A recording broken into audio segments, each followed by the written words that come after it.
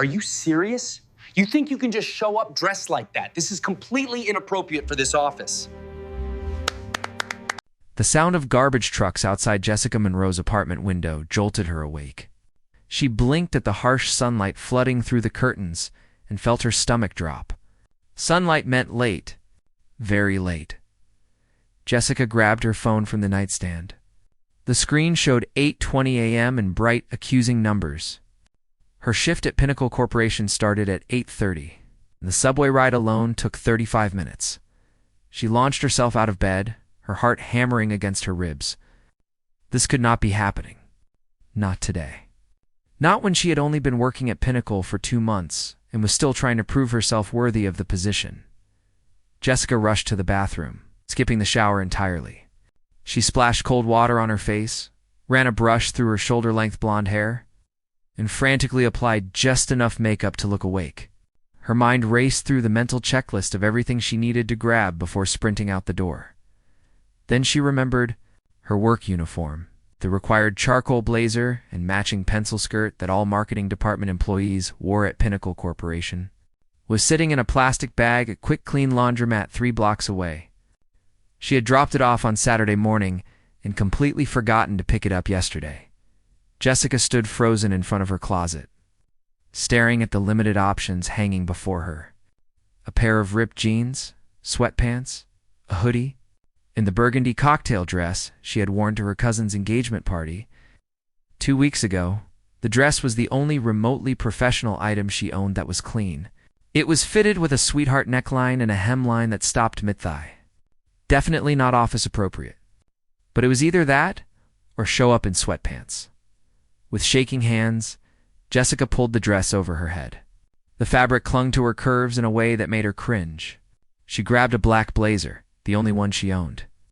But it was too casual and did nothing to make the outfit look professional. She looked like someone heading to a cocktail bar, not a corporate office.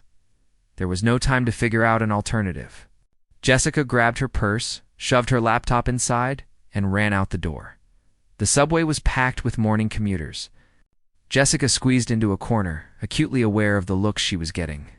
A businessman in an expensive suit gave her an appreciative once-over. 2 women in professional attire whispered to each other while glancing in her direction. Jessica kept her eyes fixed on the floor, counting down the stops until her destination.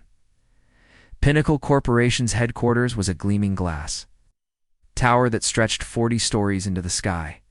Jessica had felt proud every morning walking through those doors, ready to tackle whatever challenges the day brought.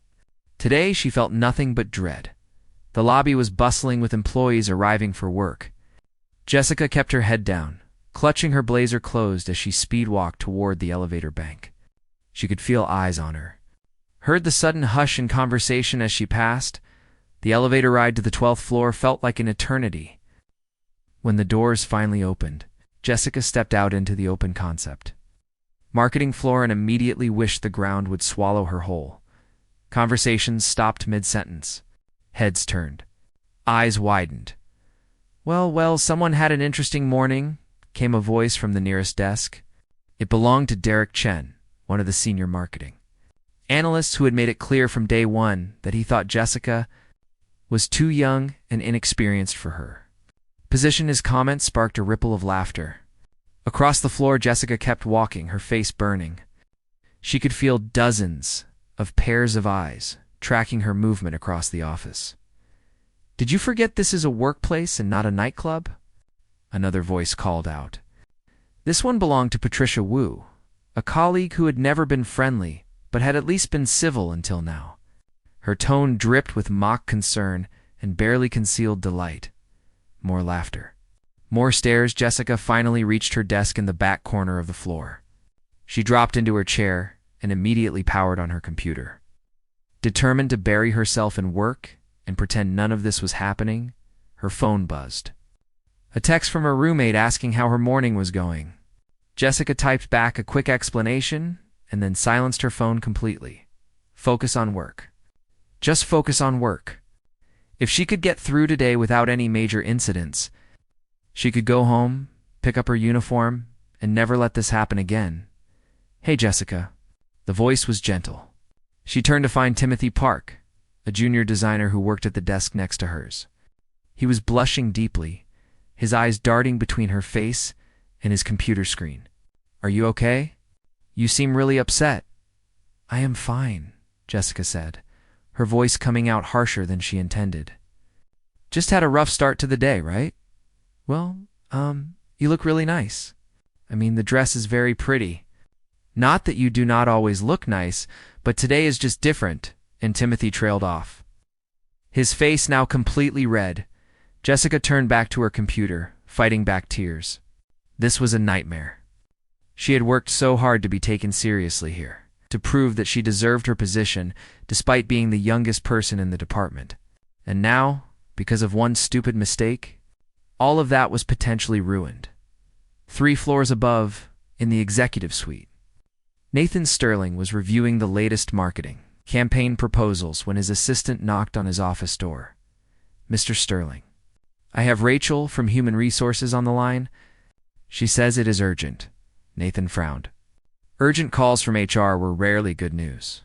"Put her through, Mr. Sterling. Good morning." Rachel's voice was professional but tense. "I wanted to bring something to your attention before it escalates further. We have received multiple complaints from employees on the 12th floor regarding inappropriate attire." Nathan set down his pen. "Inappropriate in what way?" "One of the marketing assistants arrived at work today wearing what several employees have described as evening wear. A short dress. Multiple people have reported feeling uncomfortable, and there are concerns about maintaining professional standards. Name: Jessica Monroe. She has been with us for about 2 months. Her performance reviews have actually been quite strong. Her supervisor noted excellent creativity and strong attention to detail in her work. Perfect attendance until today, when she arrived 20 minutes late."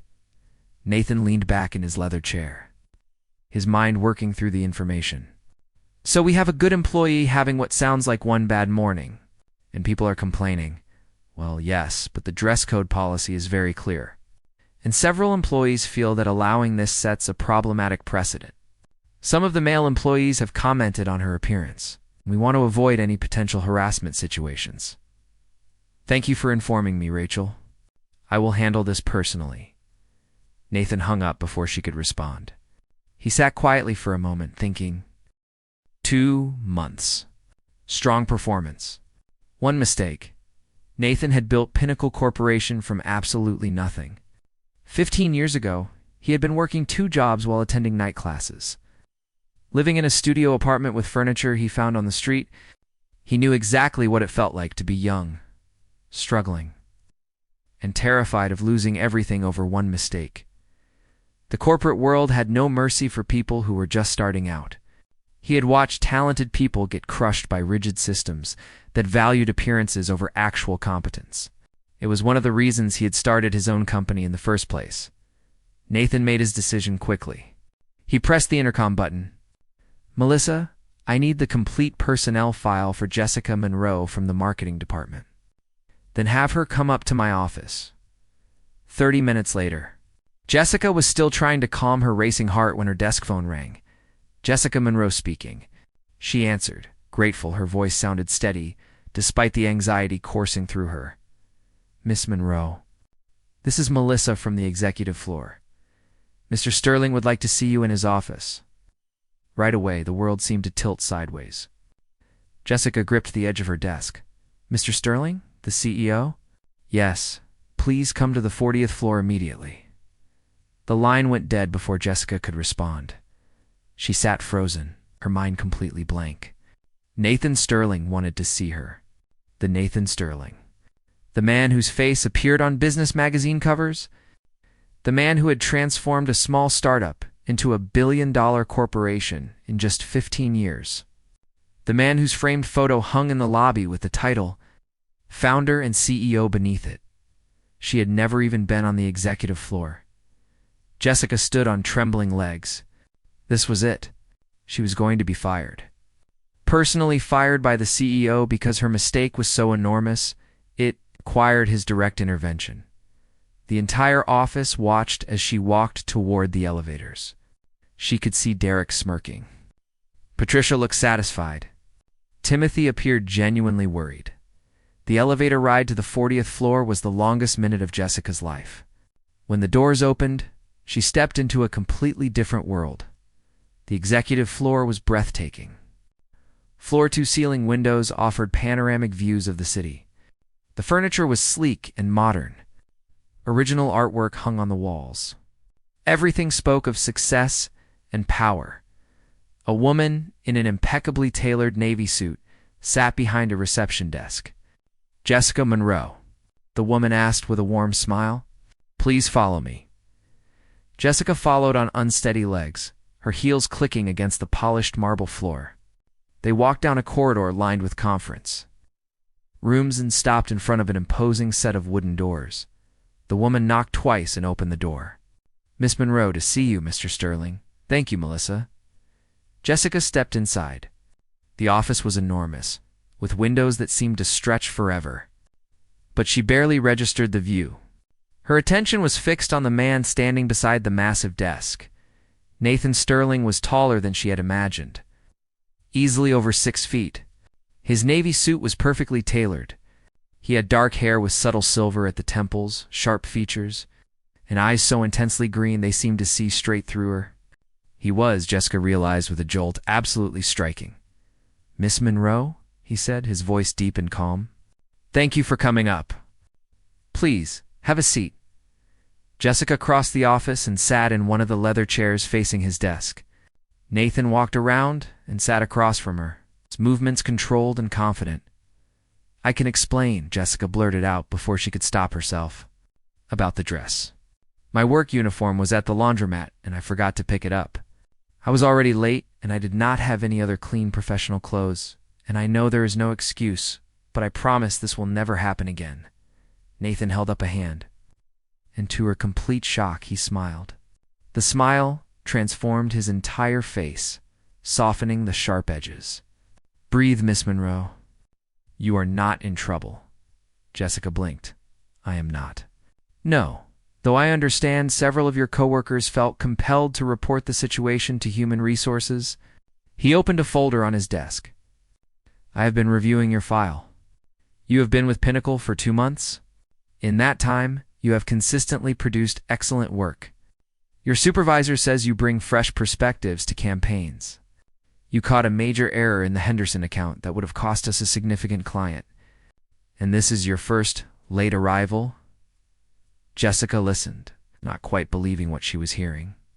"One mistake does not define a person," Nathan continued.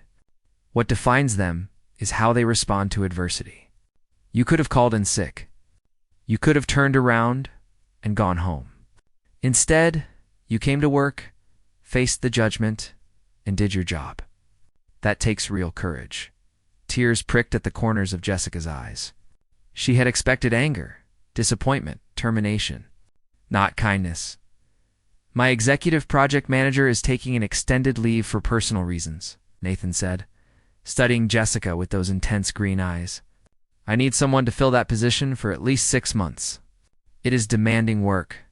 Long hours, high pressure, constant problem solving, but it is also an incredible opportunity to learn about every aspect of running a company." Jessica's breath caught in her throat. "You are offering me a promotion? The salary is substantially higher than your current position. You would work directly with me, attend executive meetings, coordinate major projects across departments. It would be a significant step forward in your career." Jessica's mind raced. This was impossible. She had been certain she was about to lose her job. And instead, she was being offered an opportunity most people worked years to achieve. "Why me?" she asked, her voice barely above a whisper. "Because potential matters more than polish," Nathan said simply. "You have shown intelligence, creativity, and resilience. Those are the qualities I value most in the people I work with. So what do you say, Miss Monroe?" Jessica looked at him, at this powerful man who had seen past her mistake to recognize her value. She thought about her student loans, her tiny apartment, her dreams of building a real career in marketing. This was the kind of opportunity people waited their entire lives for. "I say yes," she said, her voice growing stronger. "Absolutely yes." Nathan's smile widened. "Excellent. Welcome to the team, Miss Monroe. You start tomorrow morning. Melissa will go over all the details with you this afternoon. Jessica's first 3 weeks. As Nathan Sterling's executive project manager were a whirlwind, she arrived at the office each morning at 7. A full hour before Nathan, organizing his schedule. Reviewing project updates and preparing briefing documents, Melissa had spent her final week training Jessica, sharing invaluable insights. He drinks his coffee black with 1 sugar, Melissa had explained. He dislikes meetings before 9 in the morning unless absolutely necessary. He is direct, sometimes brutally honest, but never cruel. If he seems frustrated, it is about the situation, not about you. And most important, he values honesty above everything else. Never tell him what you think he wants to hear. Tell him the truth, even when it is difficult. Jessica absorbed everything. Determined to prove Nathan's faith in her was justified, by the end of her 3rd week, she had reorganized the project tracking system, streamlined interdepartmental communication, and identified 3 potential problems in upcoming campaigns before they became crises. You have a gift for this, Nathan said one Friday afternoon as they reviewed quarterly projections together. He had loosened his tie and rolled up his sleeves, revealing strong forearms. Jessica tried not to notice. Thank you. I am just trying to stay ahead of everything. You are doing more than that. Nathan looked up from the spreadsheets, his green eyes meeting hers. You are seeing patterns and connections that others miss. That is not something that can be taught. Jessica felt warmth spread through her chest at the praise. Working closely with Nathan was different than she had expected. He was demanding, certainly, but he was also patient when she had questions. He explained his reasoning, asked for her input, and actually implemented her suggestions. But there was something else too. Something that made her pulse quicken whenever he entered the room. The way he smiled when she brought him his afternoon coffee. The way his hand would brush against hers when they both reached for the same document. The way he sometimes looked at her with an intensity that made her forget how to breathe. It was dangerous territory. He was her boss. He was Nathan Sterling, billionaire CEO. She was Jessica Monroe, girl from a working-class neighborhood who had put herself through state college on scholarships and part-time jobs. They existed in completely different worlds, yet the attraction was undeniable, crackling between them like electricity. By the 4th week, their rhythm was seamless. Jessica knew what Nathan needed before he asked. She could read his moods, sense when he needed space and when he needed input. They worked late into the evenings, ordering dinner and spreading materials across the conference table in his office. Sometimes they talked about work. Sometimes they talked about everything else. Where did you grow up? Nathan asked one evening over Thai food. It was past 8, and the building was nearly empty. Small suburb, about an hour from here. Jessica said, picking at her pad thai. My mom was a teacher. My dad worked in manufacturing until the factory closed. Money was always tight, especially after my dad lost his job. What about you? Nathan was quiet for a moment. Not so different. My father drove trucks. My mother worked as a cashier at a grocery store. I was the first person in my family to go to college. Worked 3 jobs to pay for it. Graduated with more debt than most people make in 5 years. Jessica looked up, surprised. The articles about you always make it sound like you built Pinnacle from nothing. But they never mention that part, because the rags to riches story sells better when you skip over the rags part, Nathan said with a slight smile. People prefer to believe success is about vision and timing, not about working yourself to exhaustion while living on instant noodles and coffee. How did you do it? Build all of this? Nathan leaned back, his eyes distant. Stubbornness, mostly. Refusing to accept that where I started determined where I could end up, and a lot of failures that taught me what not to do. I launched 2 companies before Pinnacle. Both failed within a year. Lost everything twice before I figured out what actually worked. Jessica found herself drawn in by his honesty, by this glimpse of the man behind the CEO persona. Do you ever regret it? The sacrifices you had to make. Sometimes, Nathan admitted. I gave up a lot. Relationships ended because I was never present. Friendships faded because I never had time. There were years where this company was literally my entire life, He looked directly at her, and Jessica felt her breath catch. Lately, though, I have been wondering if maybe I took that too far. If maybe I used work as an excuse to avoid other parts of life that scared me more than any business challenge ever did. The air between them shifted. It became charged with unspoken meaning. Jessica's heart pounded. She should look away. Should change the subject to something safe and professional. Instead, she held his gaze. Maybe it is not too late to find balance. Maybe not, Nathan said quietly. The moment stretched between them, heavy with possibility. Then Nathan's phone rang, shattering the spell. He answered, slipping seamlessly back into CEO mode. And Jessica began clearing away their dinner, her hands trembling slightly. But something had changed. They both felt it. A line had been approached, if not quite crossed. And neither of them was sure what would happen next.